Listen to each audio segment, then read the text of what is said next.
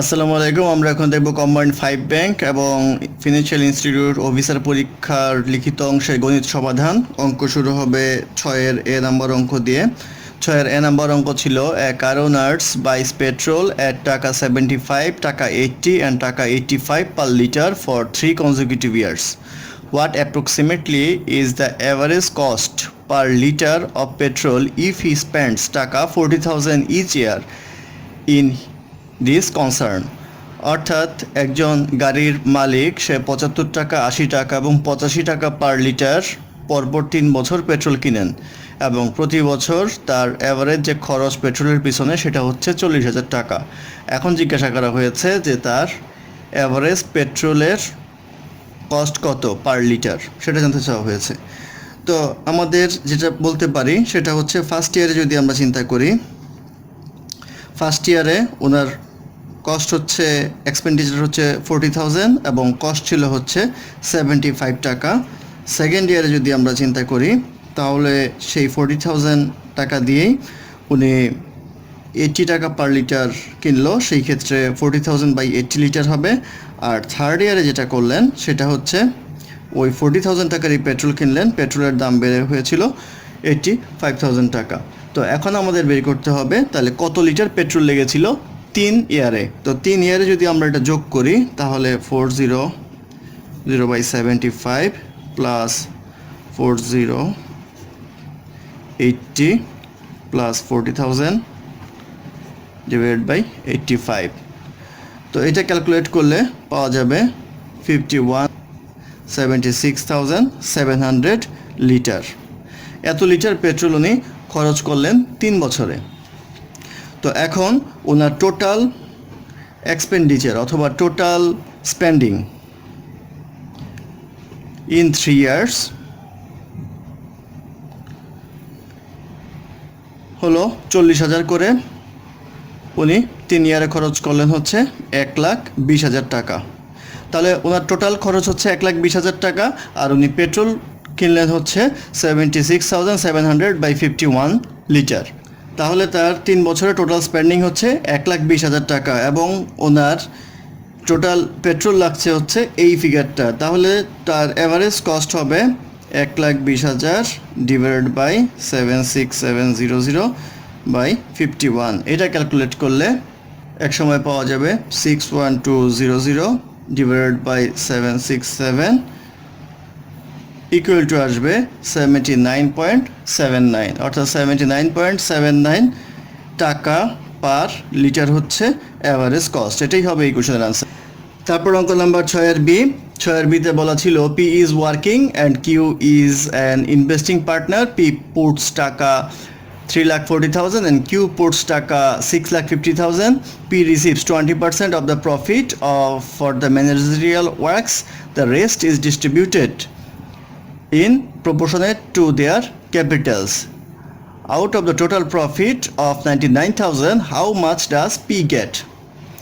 অর্থাৎ বলা আছে যে পি কাজ করে এবং কিউ ইনভেস্ট করে।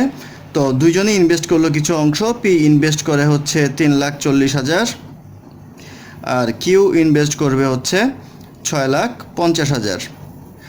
তাহলে তাদের টোটাল ইনভেস্টমেন্ট হচ্ছে 9,90,000। এটা হচ্ছে তাদের টোটাল ইনভেস্টমেন্ট। আর এখন বলেছে প্রফিট যে ভাগ হবে, প্রফিট ভাগের ক্ষেত্রে পি ম্যানেজারিয়াল কাজের জন্য পাবে হচ্ছে 20% আর রিমেইনিং থাকবে হচ্ছে আমাদের, তাহলে 100 - 20 ইকুয়াল টু 80% থাকবে হচ্ছে প্রফিটের রিমেইনিং অংশ।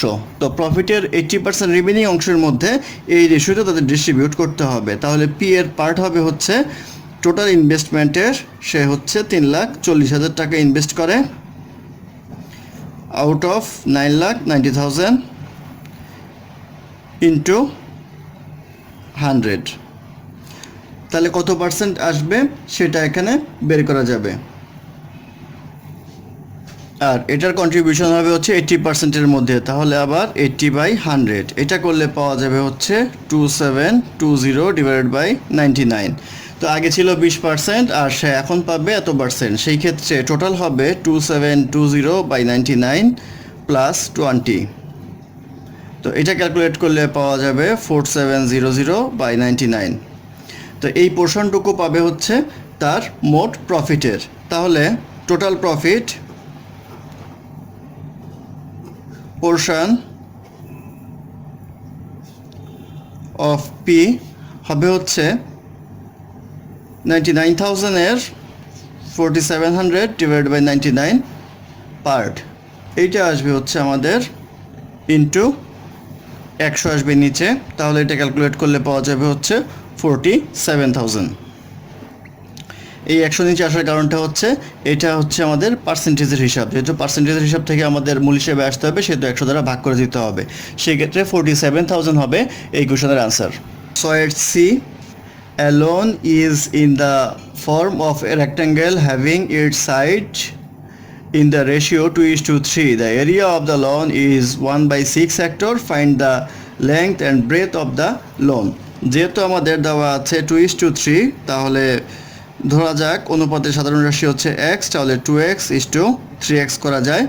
তাহলে আমাদের উইডথ অথবা ব্রেথ হবে আমাদের 2x আর লেংথ হবে 3x। তাহলে এটার এরিয়া কত হবে? এরিয়া হবে 2x × 3x = 6x²। আর আমাদের প্রশ্নে বলা আছে যে এটার এরিয়া হচ্ছে 1/6 হেক্টর, অর্থাৎ 6x² = 1/6 হেক্টর। তো 1/6 হেক্টর মানে হচ্ছে 1/6 10,000 বর্গমিটারে 1 হেক্টর, তাহলে এটা করলেই হবে। তাহলে x² = 10,000 ডিভাইডেড বাই 6 × 6, এই 6টা নিচে চলে আসলো। তাহলে এটা করলে পাওয়া যাবে হচ্ছে 2500/9, বা যদি বর্গমূল করি x = পাওয়া যাবে 50/3। এখন আমাদের বের করতে বলা হয়েছে লেংথ এবং ব্রেথ হচ্ছে আমাদের 2x, তাহলে 2 × 50/3 = আসবে 100/3। আর লেংথ যদি বের করতে বলা হয় তাহলে আসবে 3x 3 × 50/3 = আসবে হচ্ছে 50 মিটার।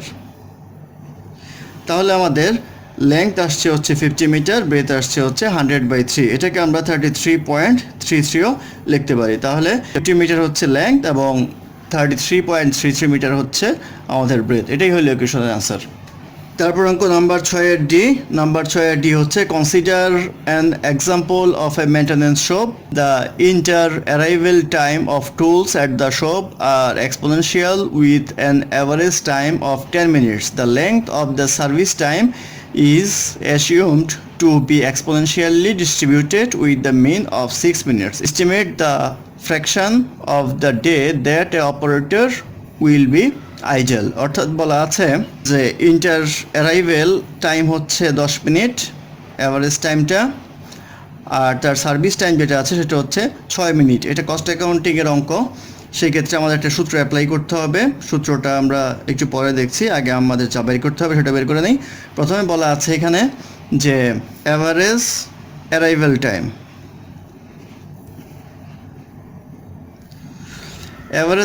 টাইম হচ্ছে আমাদের 10 মিনিট। তাহলে কয়টা কাজ আমাদের আসে? আমাদের আসবে হচ্ছে 60/10 = 6 পার আওয়ার, এইটা আসবে। আর বলছে সার্ভিস টাইম, অ্যাভারেজ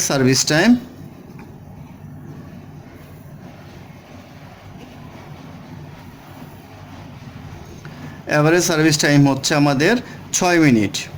তাহলে এটা আমাদের আসবে হচ্ছে 60 মিনিটে হচ্ছে 6টা করে 6 মিনিট পর পর আসলে এটা আসবে হচ্ছে 10 পার আওয়ার। তো এটা হচ্ছে অ্যাভারেজ অ্যারাইভেল রেট।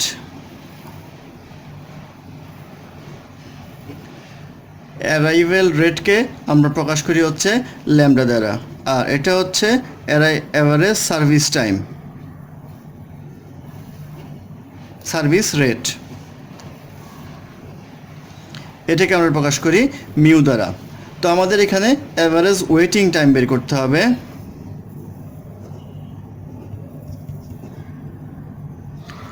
অথবা এটাকে বলবো আমরা আইডল টাইম, ইকুয়াল টু হচ্ছে lambda by mu minus lambda. এখন মানটা বসিয়ে দিব আমরা। ল্যামডা হচ্ছে 6, এখানে মিউ হচ্ছে 10, 10 minus 6 equal to 6/10 into 4 equal to আসবে আমাদের 3/20 আওয়ার, অর্থাৎ আইডিয়াল টাইম হচ্ছে 3/20 আওয়ার। এখন আমাদের যেহেতু এটা ফ্র্যাকশনে আসলো, সেহেতু আমাদের পার ডে বলুক আর পার মান্থ বলুক, সেই ক্ষেত্রে ফ্র্যাকশন এটাই থাকবে আইডিয়াল টাইমের। সেই ক্ষেত্রে আনসার হবে 3/20। তারপর অঙ্ক নাম্বার 6 এর 6 এর ইতে বলা আছে simplify x minus 1 divided by x square minus x minus 20 plus 4 minus x x square minus 4x minus 5। তো এটা করলে আমরা x মাইনাস 1 মিডল টার্ম করবো, 4 5 20, x square minus 5x plus 4x minus 20 plus এই প্লাসটাকে আমরা বাদ দিব, মাইনাস করে নিব, মাইনাস, তাহলে এটা উল্টে যাবে, x মাইনাস 4 আসবে, এটাকে মিডল টার্ম করলে minus 5x plus x minus 5, x minus 1, x যদি কমন নেই তাহলে x মাইনাস 5 প্লাস 4 কমন নিলে x মাইনাস 5, আর এটা x মাইনাস 4, x কমন নিলে x মাইনাস 5 প্লাস 1 কমন নিলে x minus 5, x minus 1, x minus 5, x plus 4, minus x minus 4, x minus 5, x plus 1। এখন যদি লসাগু করি তাহলে পাওয়া যাবে x minus 5 into x plus 4, x plus 1। তো এটা করলে যেহেতু দুইটা ভাগ যায়, সেহেতু x minus 1 into x plus 1 minus x minus 4 into x plus 4। এটা করলে পাওয়া যাবে a square minus B square, আর এটা করলেও পাওয়া যাবে a স্কোয়ার মাইনাস 4 স্কোয়ারকে আমরা 16 লিখতে পারি। তাহলে x minus 5, x plus 4, x plus 1। এটা করলে আসবে x minus 5, x plus 4, x plus 1, আর এটা x square minus 1 minus x square plus 16। উপরে আসবে হচ্ছে 50, নিচে আসবে হলো x minus 5, x plus 4, x plus 1। তাহলে 15/x minus 5 into x plus 4 into x plus 1, এটাই হবে এটার সিম্পলিফিকেশন মানটা। এটাই হবে ইকুয়েশনের আনসার। তারপর অঙ্ক নাম্বার 6 এর f। 6 এর f এ বলা আছে prove that the parallelogram inscribed in a circle must be a rectangle. অর্থাৎ একটা সার্কেল যদি কল্পনা করি, তার ভিতরে যদি একটা প্যারালেলোগ্রাম এঁটে যায়, তাহলে সেটা অবশ্যই একটা রেক্ট্যাঙ্গেল হবে, অর্থাৎ আয়তক্ষেত্র হবে। তো প্যারালেলোগ্রামের সূত্র হচ্ছে, এটা যদি আমরা এ ধরি, বি সি ডি। প্যারালেলোগ্রামের হিসেবে আমরা জানি বিপরীত কোণগুলি পরস্পর সমান, অর্থাৎ A B equal to DC হবে, A D equal to BC হবে, অর্থাৎ এই বাহু সমান, এই বাহু সমান, এবং বিপরীত কোণগুলি পরস্পর সমান। তাহলে বি কোণ ইকুয়াল টু ডি কোণ হবে, আর এ কোণ ইকুয়াল টু সি কোণ হবে। কিন্তু যদি আমরা জানি কোনো একটা চতুর্ভুজ একটা বৃত্তের ভিতরে অন্তর্লিখিত হয়, তাহলে তাদের বিপরীত কোণগুলি সমষ্টি 2 সমকোণ হয়। অর্থাৎ এখানে এই কোণের বিপরীত কোণ এই কোণ, অর্থাৎ কোণ বি প্লাস কোণ ডি ইকুয়াল টু 180 ডিগ্রি হবে। আবার কোণ এ প্লাস কোণ সি ইকুয়াল টু 180 ডিগ্রি হবে। এখন আগের যে শর্ত ছিল প্যারালেলোগ্রামে, সেখান থেকে দেখতে পাচ্ছি আমরা বি ইকুয়াল টু ডি, তাহলে কোণ বি, ডি এর জায়গায় কোণ বি লেখা যায় আবার, তাহলে 180 ডিগ্রি, বা 2 কোণ বি ইকুয়াল টু 180 ডিগ্রি, বা অ্যাঙ্গেল বি ইকুয়াল টু আসবে হচ্ছে 180/2 ইকুয়াল টু 90 ডিগ্রি। একইভাবে কোণ এ আর কোণ সি যদি করি, তাহলে কোণ এ কোণ সিকে লেখা যায় কোণ এ ইকুয়াল টু 180 ডিগ্রি, তাহলে 2 কোণ এ ইকুয়াল টু 180 ডিগ্রি, তাহলে কোণ এ ইকুয়াল টু আসবে হচ্ছে 90 ডিগ্রি। তাহলে এটা হচ্ছে 90 ডিগ্রি, এটাও 90 ডিগ্রি, তাহলে বিপরীত কোণগুলো 90 ডিগ্রি হবে। তো আমরা জানি যদি দুইটি বাহুর বিপরীত বাহু দুটি পরস্পর সমান হয় এবং তাদের কোণগুলি পরস্পর 90 ডিগ্রি হয়, তাহলে তাকে বলা হয় হচ্ছে রেক্ট্যাঙ্গেল। সেই ক্ষেত্রে আমরা বলতে পারি যে the parallelogram inscribed in a circle must be a rectangle, proved. তারপর অঙ্ক নাম্বার 6 এর জি। ছয়ের জিতে বলা আছে the angle of elevation of A hot air balloon climbing vertically from 25 degree to 60 degree at 10 am and at 10.02 am respectively. The point of observation of the angle of elevation is situated 30 meter away from the takeoff point. What is the upward speed meter per second assumed constant for the balloon? অর্থাৎ বেলুনের উপরের দিকের গতিবেগ কত ছিল? তো আমরা যদি চিত্রটা আঁকি তাহলে দেখতে পারবো যে ধরে নেই এখান থেকে একটা বেলুন আপওয়ার্ড যাচ্ছে, উপরের দিকে যাচ্ছে। তো এখান থেকে 300 মিটার দূর থেকে যদি আমরা এলিভেশনটা টেস্ট করি তাহলে 25 ডিগ্রিতে, ধরেন এটা 25 ডিগ্রি কোণে এই জায়গা ছিল 10 am এ, আর 60 ডিগ্রি এলিভেশন যখন ছিল, অর্থাৎ এটা যখন 60 ডিগ্রি ছিল তখন এখানে বাজে হচ্ছে 10টা 2 মিনিট। তাহলে এখানে টাইম ডিফারেন্সটা হচ্ছে 2 মিনিট। এখন আমাদের কথা হচ্ছে এই ডিস্টেন্সটা বের করতে হবে, এইটুক ডিস্টেন্স, আবার এইটুক বের করতে হবে। তো এইটুক বের করার জন্য আমরা এই পুরোটা বের করবো একবার, ছোটোটা বের করবো একবার, তখন পুরোটা থেকে ছোটোটা বিয়োগ করে দেব। তো আমরা জানি এখানে এই হাইটটা বের করতে হবে, এই হাইটটা বের করতে হবে, অর্থাৎ এটা যদি h1 হয় আর h2 হয় তাহলে পুরো হাইট হবে h1 প্লাস h2। তো আমরা জানি tan theta equal to, Bangla যদি করি আমরা তাহলে আসবে লম্ব বাই ভূমি, আর আমরা যদি লম্ব বের করি তাহলে আসবে ভূমি ইন্টু tan থিটা। লম্ব বলতে বোঝাবে এই ত্রিভুজের ক্ষেত্রে, ছোট ত্রিভুজটার ক্ষেত্রে এইটা। তাহলে লম্ব আমরা হাইট 1 ইকুয়াল টু আসবে ভূমি যেটা আছে 300, tan থিটা আসবে হচ্ছে 25 ডিগ্রি। একইভাবে h1 প্লাস h2 এটা হবে 300, এলিভেশনের যে অ্যাঙ্গেলটা সেটা হচ্ছে আমাদের 60 ডিগ্রি। তো এটা ক্যালকুলেট করলে পাওয়া যাবে হচ্ছে 39.89, আর এটা ক্যালকুলেট করলে পাওয়া যাবে 519.615। তাহলে তাদের ডিফারেন্স যেটা আসবে অর্থাৎ h2 ইকুয়াল টু হবে h1 plus h2 minus h1 equal to আসবে 519.615 মাইনাস 139.89। এটা ক্যালকুলেট করলে পাওয়া যাবে 379.725 মিটার। অর্থাৎ 10টার সময় এটা ছিল 139.89 ডিস্টেন্সে, আর 10টা 2 মিনিটে ছিল 519.615 মিটার ডিস্টেন্সে। তাহলে ডিস্টেন্সের যে পার্থক্যটা হবে সেটা হবে হচ্ছে 379.725। এখন আমাদের গতিবেগ বের করতে বলা হয়েছে, তো গতিবেগ বের করব আমরা ডিস্টেন্স বাই টাইম।